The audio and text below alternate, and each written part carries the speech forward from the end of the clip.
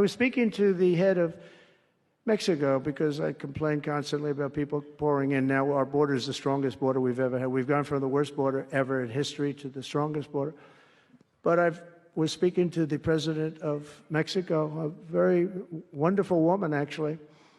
And I said, we were talking about drugs. You can't let people come through your country and come into the country. You know, I was not that nice, but they understood what I was saying. And she said something that really got me. She said, I said, you're not a big drug-taking nation. And she said, no, we are not a consumer. And I said, a consumer, what an interesting word. We're not a consumer nation. We're not a consumer of drugs. I said, what an interesting, and why is that? She said, well, we have very strong family values. I said, but we do too. We do too. We have very strong, our families are devastated by what's happening with fentanyl, and China will not be doing, we're going to make a deal with China. They were not letting that happen anymore. And I had a deal, by the way, before I left. I had a deal with President Xi where they were going to give the maximum penalty to anybody making fentanyl and sending it into the United States. And their maximum penalty is the death penalty, and it would have stopped. But when the election turned out to be a rigged election, but that's okay. When an election turned out to be, it was an election that shouldn't have happened. All the things that happened. I'll give you an example. We wouldn't have had October 7th, Israel attack.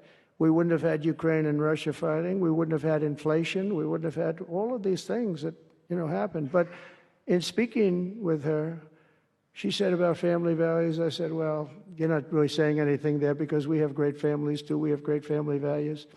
She said, plus we advertise a lot. I said, ooh, you mean you advertise about how bad drugs are? Yes, we do. We spend a lot of money on advertising. And I said, unbelievable. That was such a great conversation because we're going to spend hundreds of millions of dollars advertising how bad drugs are so that kids don't use them, that they chew up your brain, they destroy your teeth, your skin, your everything.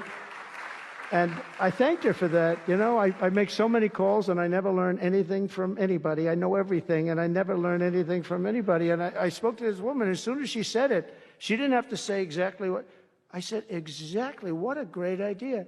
And I think we're going to have, and I saw pieces of it, we're going to go in with $100 million and then another $100 million initially. But I saw some of the ads and they are really violent. I said, you have to make them strong. Your skin practically comes off after a period of time. You lose your hearing. You lose your teeth. It is terrible. And we show this happening to people.